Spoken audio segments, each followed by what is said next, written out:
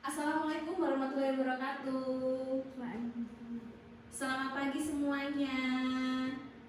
Ketemu lagi dengan saya Bu Linda di mata kuliah yang sama di minggu kedua, yaitu mata kuliah Ekonomi Internasional.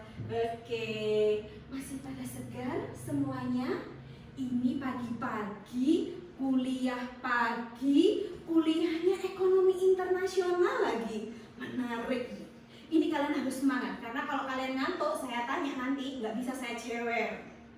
Oke, sebelum masuk ke materi yang akan saya jelaskan hari ini, kalian harus mengetahui dulu hasil output yang akan kalian berikan itu apa sih? Itu ada di CPMK pertemuan yang kedua, yaitu mahasiswa mampu memahami berbagai alasan dan latar belakang dari ekonomi internasional dengan tepat.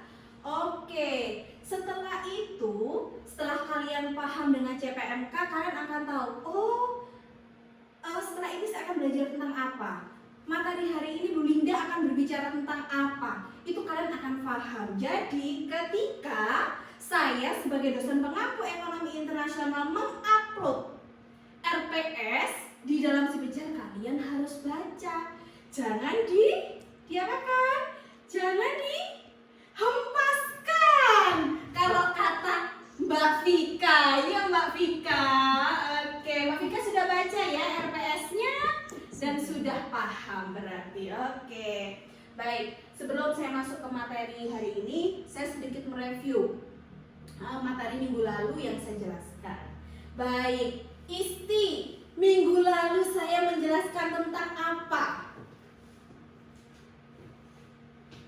Oke, pintar. Berarti kalian minggu lalu itu mendengarkan saya. Berarti saya nggak sia-sia ngomong dari A sampai Z, itu ternyata nyantol di otak kalian. Oke, saya senang kalau kayak gini tuh mahasiswa seperti ini, saya senang.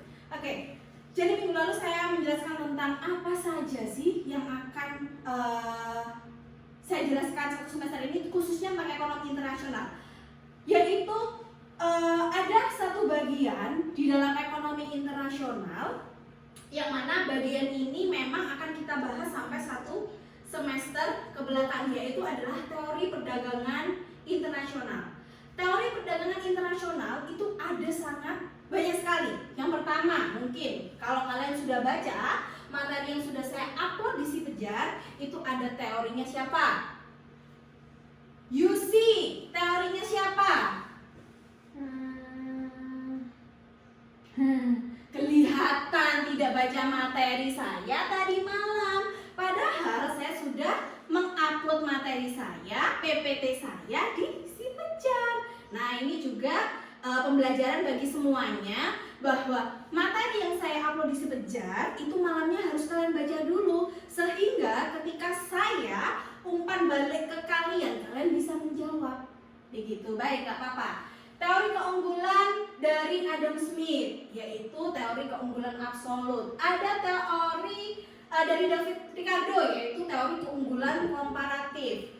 Ada teori dari Hexer Ohlin. Baik, dan ada masih banyak lagi teori perdagangan yang lainnya. Hari ini saya akan menjelaskan tentang teori perdagangan internasional, khususnya keunggulan absolut. Apa sih teori perdagangan internasional keunggulan absolut itu? Awal mulanya keunggulan absolut itu muncul dengan perkembangan adanya kaum merkantilisme. Ada yang tahu kaum merkantilisme itu kaum opo sih? Kaum apa? Oke, Januar bisa jawab? Oke, benar. Kaum merkantilisme itu adalah satu-satunya kaum yang memperbanyak ekspor, di mana ekspor itu mereka gunakan untuk barter, sistem barter logam. Oke, setelah kaum merkantilisme hadir, Adam Smith mengkritisi kaum merkantilisme. atau merkantilisme, bahwa barter itu tidak harus dilakukan dengan logam, tetapi bisa dengan cara lainnya. Oleh karena itu, Adam Smith ini adalah pelopor dari keunggulan absolut, teori perdagangan keunggulan absolut. Oke. Adam Smith memandang kesejahteraan suatu negara ditunjukkan oleh kapasitas produksi, yaitu kemampuan menghasilkan barang dan jasa, bukan pada penguasaan logam mulia. Seperti yang saya jelaskan tadi, bahwa Adam Smith ngomong, hey merkantilis, bukan barter melalui logam, tapi kita bisa barter menggunakan yang lainnya. Oke. Nah, di sini Adam Smith mengeluarkan beberapa asumsi. Yang pertama, hanya ada dua negara yang akan saling berdagang. Itu kata Adam Smith. Misalnya, negara Indonesia dan negara Malaysia. Itu misalnya, contohnya. Yang kedua, hanya ada dua barang yang dapat dihasilkan. Misalnya, barang A dan B. Contoh, batik.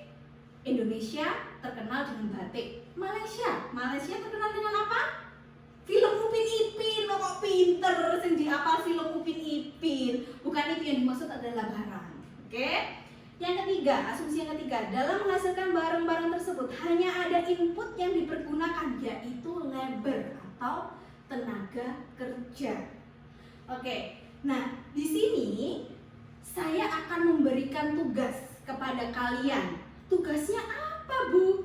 Tugasnya adalah kalian mencari keunggulan absolut dari negara Indonesia dan negara Singapura. Atau kalian mencari keunggulan dari negara Indonesia dengan negara Vietnam. Terserah, tapi yang penting adalah kalian bandingkan negara Indonesia dengan negara yang lainnya. Tugasnya kelompok atau individu, Bu? Tugasnya adalah individu.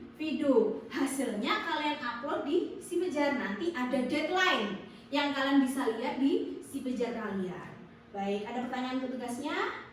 Oke, kalau nggak ada, kesimpulannya. Kesimpulannya adalah keunggulan absolut menurut Adam Smith itu memang hanya bisa diukur melalui tenaga kerja dari negara tersebut. Dan hanya ada dua negara yang akan saling berdagang. Jadi tidak bisa negara yang banyak, contohnya ada 3 negara, terus mereka saling berdagang, nggak bisa. Jadi hanya 2 negara yang saling berdagang. Oke, cukup sekian kesimpulan dari saya dan materi kuliah hari ini. Kita sambung minggu depan dengan materi yang lainnya, dan jangan lupa tugasnya untuk diupload di Sipejar. Saya akhiri sampai di sini. Terima kasih atas perhatiannya. Wassalamualaikum warahmatullahi wabarakatuh.